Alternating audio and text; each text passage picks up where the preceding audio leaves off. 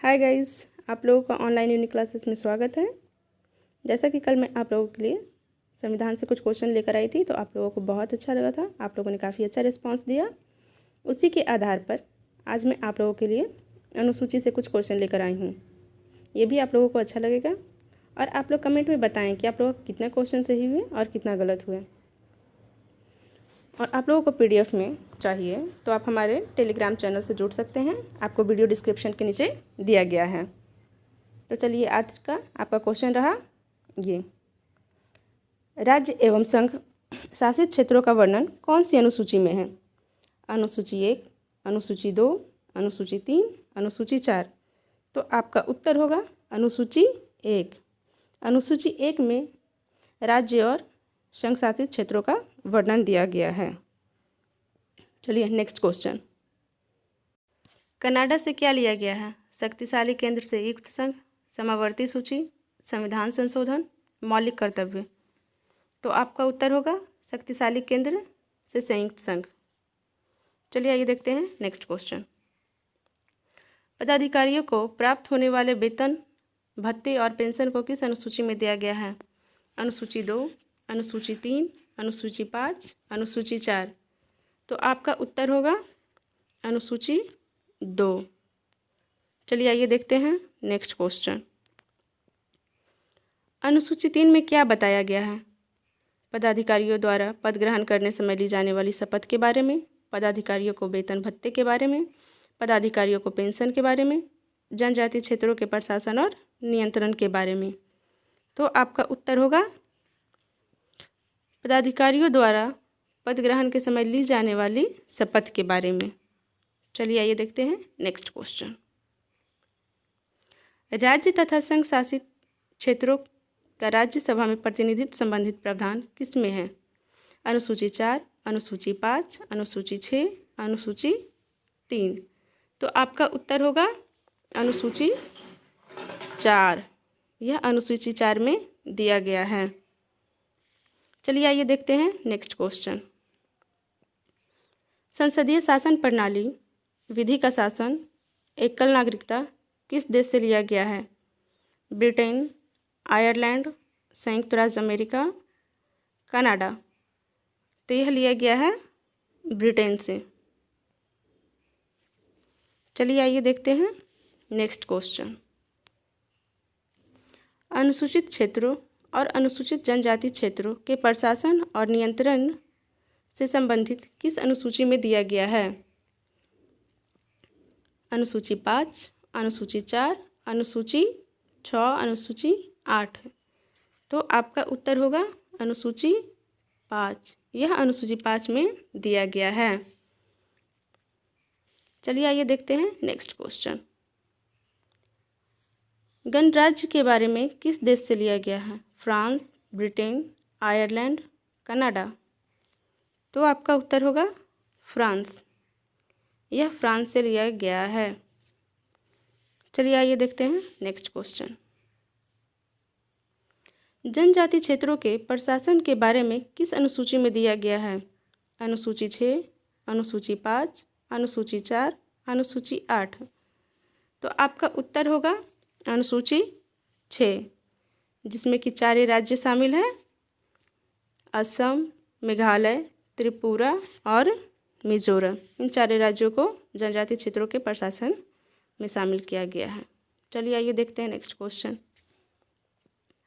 संघ सूची, समावर्ती सूची और राज्य सूची के बारे में किस अनुसूची में दिया गया है?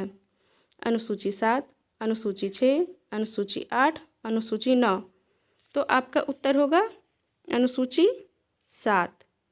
अनुसूची 7 में संघ शासित क्षेत्रों के बारे में दिया गया है। चलिए आइए देखते हैं नेक्स्ट क्वेश्चन। समावर्ती सूची किस देश से लिया गया है? ऑस्ट्रेलिया, कनाडा, पूर्व सोवियत संघ, दक्षिण अफ्रीका। तो समावर्ती सूची लिया गया है ऑस्ट्रेलिया से। चलिए आइए देखते हैं नेक्स्ट क्वेश्चन। भाषाओं का उल्लेख किस अनुसूची में किया गया है? अनुसूची 8, अनुसूची 9, अनुसूची 11, अनुसूची 6। तो भाषाओं का उल्लेख अनुसूची 8 में किया गया है। यह बहुत ही इम्पोर्टेंट क्वेश्चन है। चलिए आइए देखते हैं नेक्स्ट क्वेश्चन। राज्य द्वारा संपत्ति के अधिग्रहण अथवा भू सुधार की विधियों का वर्णन किस अनुसूची में है? अनुसूची 8, अनुसूची 9, अनुसूची 11, अनुसूची 12। तो आपका उत्तर होगा अनुसूची 9। अनुसूची 9 में राज्य द्वारा संपत्ति के अधिग्रहण अथवा भू सुधार की विधियों का वर्णन है। अनुसूची 9 को प्रथम संविधान संशोधन अधिनियम 1951 के तहत जोड़ा गया था। चलिए आइए देखते हैं नेक्स्ट क्वेश्चन। राष्ट्रपति द्वारा राज्यसभा के सदस्यों का मनोनयन के बारे में किस देश से लिया गया है? आयरलैंड, ब्रिटेन, संयुक्त राज्य अमेरिका, कनाडा।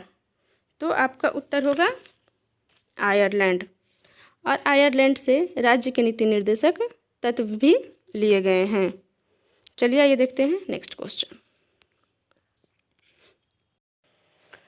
10वीं अनुसूची में किसके बारे में बताया गया है? दल बदल के बारे में, भाषा के बारे में, संविधान संशोधन के बारे में, या इनमें से कोई नहीं। तो आपका उत्तर होगा दल बदल के बारे में। यह बताया गया था, इसे जोड़ा गया था 92वें संवैधानिक संशोधन 1985 के द्वारा। चलिए आइए देखते हैं नेक्स्ट क्वेश्चन।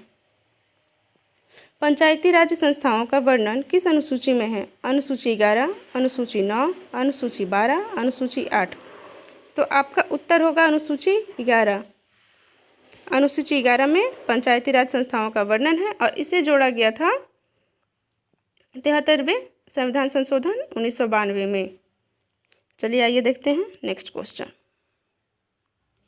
शहरी क्षेत्रों के स्थानीय स्वशासन संस्थाओं का वर्णन किस अनुसूची में है? अनुसूची 12, अनुसूची 10, अनुसूची 8, अनुसूची 7। तो आपका उत्तर होगा अनुसूची 12। अनुसूची 12 में इसे जोड़ दिया गया है और इसे जोड़ा गया था 74वें संवैधानिक संशोधन 1992 के तहत। 1992 में 2 संवैधानिक संशोधन हुआ था, 73वें और 74वें। ये ध्यान में रखिएगा। चलिए आइए देखते हैं नेक्स्ट क्वेश्चन। मौलिक अधिकार किस देश से लिया गया है? USA, ऑस्ट्रेलिया, दक्षिण अफ्रीका, फ्रांस। तो आपका उत्तर होगा USA। इसे USA से लिया गया है। चलिए आइए देखते हैं नेक्स्ट क्वेश्चन। संविधान संशोधन के बारे में किस देश से लिया गया है?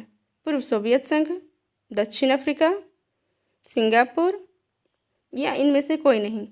तो संविधान संशोधन को लिया गया है दक्षिण अफ्रीका से।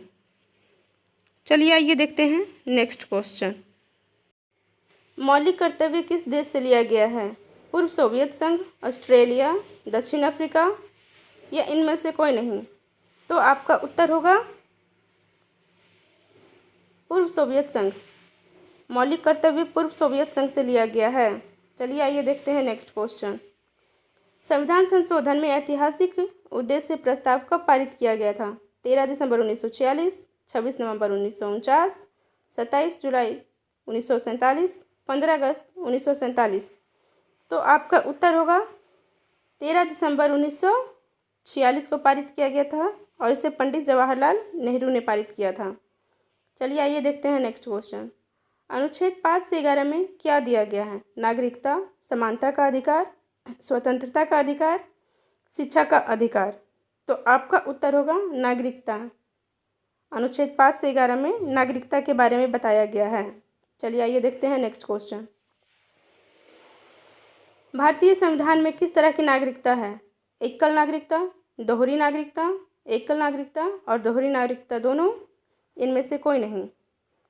तो आपका उत्तर होगा एकल नागरिकता। भारतीय संविधान में एकल नागरिकता का प्रावधान है। चलिए आइए देखते हैं नेक्स्ट क्वेश्चन। मौलिक अधिकार किस भाग में दिया गया है? भाग 2, भाग 3, भाग 4, भाग 5। तो आपका उत्तर होगा भाग 2। मौलिक अधिकार भाग 2 में दिया गया है। चलिए आइए देखते हैं नेक्स्ट क्वेश्चन और आज का अंतिम क्वेश्चन। समानता का अधिकार किस अनुच्छेद में है? अनुच्छेद 14 से 18, अनुच्छेद 23 से 24, अनुच्छेद 19 से 22, अनुच्छेद 19 से 30। तो समानता का अधिकार अनुच्छेद 14 से 18 है। चलिए धन्यवाद। आज का आपका यहीं पे समाप्त होता है। अब मिलते हैं कल। Okay bye. Thank you.